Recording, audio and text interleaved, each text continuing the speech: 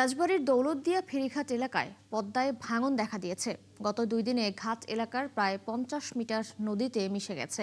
এর মধ্যে দৌলতদিয়া 1, 2 ও 3 নম্বর ফেরিঘাট এলাকায় ভাঙন শুরু হয়েছে। এতে হুমকির মুখে নদী তীরের বসতবাড়ি, গুরুত্বপূর্ণ স্থাপনা এবং জনজীবন। মেহেদী হাসানের তথ্য ছবিতে প্রতিবেদন। প্রতিদিনই পদ্মা ও যমুনার রাজবাড়ী পয়েন্টে পানি বাড়ছে। এর প্রভাব পড়েছে দৌলতদিয়ার 1 ও 2 নম্বর ঘাটে। ঘাটগুলোর বিভিন্ন অংশ নদীর তীব্র স্রোতে ভেঙে যাচ্ছে।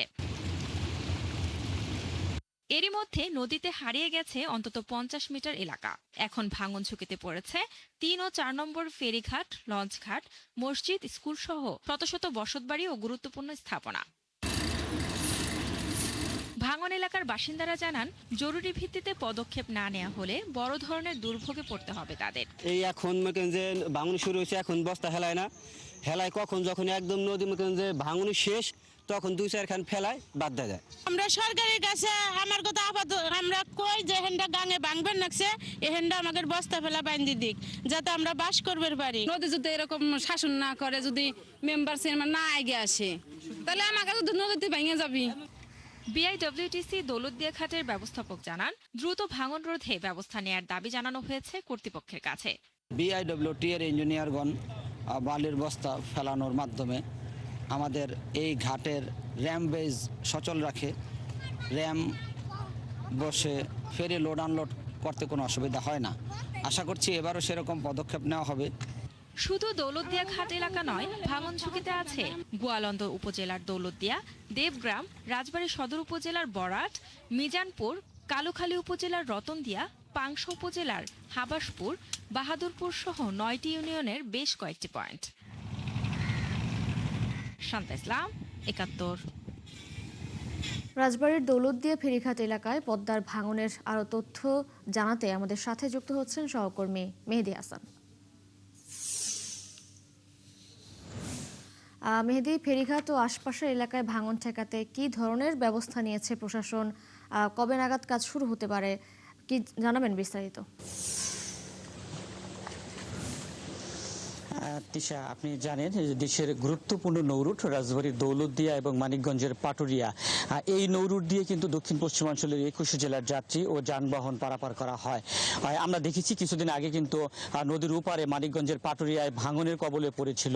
আবার ঠিক এই মুহূর্তে রাজবাড়ীর দৌলতদিয়া ঘাট এলাকায় ভাঙনের কবলে পড়েছে। আমরা দেখেছি গত 2 সপ্তাহ যাবৎ কিন্তু অল্প অল্প করে ভাঙন শুরু হয়েছে। আপনি জানেন যে তিশা, রাজবাড়ী জেলাটি মূলত নদী বিধৌত একটি জেলা, নদী বেষ্টিত একটি জেলা। এই জেলার দৌলতদিয়া ঘাট থেকে পাংশা উপজেলার আর সেনগ্রাম পর্যন্ত 85 কিলোমিটার এলাকা নদীপথ রয়েছে। এই দৌলতদিয়া পাটুরিয়া নৌরুটের দৌলতদিয়া অংশে গত কয়েকদিন যাবতই ভাঙন শুরু হয়েছে। আমরা দেখেছি 1 নম্বর এবং 2 নম্বর ফেরিঘাট এলাকায় ভাঙন কিন্তু তীব্র হয়েছে। সেখানেও কিন্তু বেশ কিছু এলাকা নদীগর্ভে বিলীন হয়েছে। আজকে নতুন করে আমরা দেখেছি, আপনি ক্যামেরার সাহায্যে যে এলাকাটি দেখছেন, এটি দৌলতদিয়া ফেরিঘাটের 3 নম্বর এবং 4 নম্বর ফেরিঘাটের মাঝামাঝি পয়েন্ট। এই পয়েন্টেও কিন্তু আমরা দেখেছি আজকে সকাল থেকে অন্ততপক্ষে 50 মিটার এলাকা কিন্তু নদীগর্ভে বিলীন হয়েছে।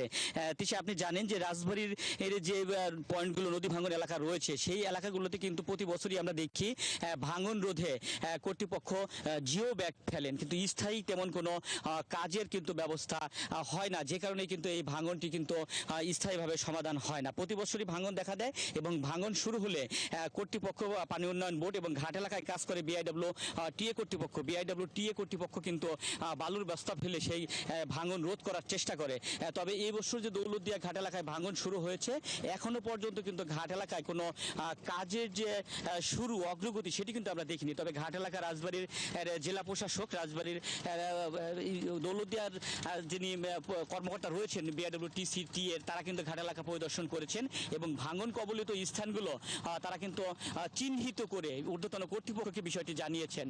এখনো পর্যন্ত শুধু ঊর্ধ্বতন কর্তৃপক্ষকে জানানো পর্যন্তই কিন্তু সীমাবদ্ধ রয়েছে। কবে নাগাদ কাজ শুরু হবে এই বিষয়টি কিন্তু আমাদের কাছে কিন্তু এখনো পর্যন্ত কোনো কর্তৃপক্ষই কিন্তু জানাতে পারেনি।